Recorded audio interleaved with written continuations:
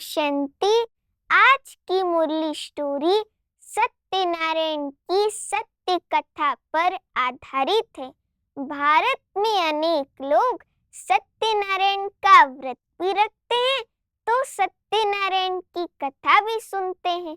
सत्यनारायण की पहली कथा तो ये है कि काशीपुरी में एक शिवानंद नामक निर्धन ब्राह्मण रहता था, जो भीख मांगने पर भी भूख से बहुत पीड़ित रहता था। एक दिन भगवान ने एक बूढ़े ब्राह्मण के रूप में आकर शिवानंद को इस सत्यनारायण के व्रत रखने के लिए कहा। इस सत्यनारायण के व्रत को अपनाने से शिवानंद को सुख, शांति, धन, संपदा सबका बहुत बड़ा लाभ हुआ।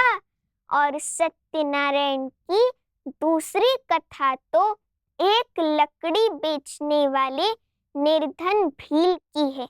उसको भी सत्यनारायण के व्रत रखने से बहुत लाभ हुआ और उसको दुख, अशांति से मुक्ति मिल गई और वो वैकुंठ में भी देव पद को प्राप्त हुआ। तो इस स्टोरी का आध्यात्मिक रहस्य है, इस कहानी में जो वृद्ध ब्राह्मण आकर सत्यनारायण का व्रत रखने के लिए कहता है ना, वो शिव पिता परमात्मा के साकार माध्यम प्रजापिता ब्रह्मा का प्रतीक है।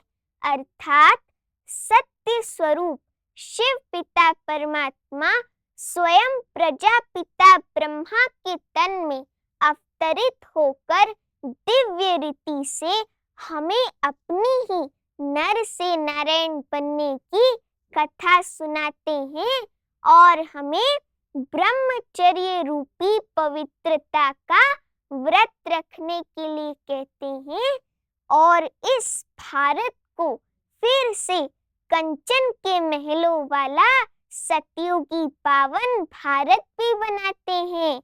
कलयुग के अंत में जब हम सभी मनुष्य आत्माएं पूरी तरह से विकारी बन जाती हैं, पूरी तरह से दुखी हो जाती हैं, तब पतित पावन शिव पिता परमात्मा अपनी गीता के कहे वचन अनुसार हम बच्चों की सद्गति हेतु इस धरती पर दिव्य रीति से अवतरित होते हैं और हमें ऐसा ज्ञान देते हैं कि हम सतयुग के मालिक बन जाते हैं अथवा हम श्री लक्ष्मी श्री नारायण बन जाते हैं। अच्छा, ओम शांति।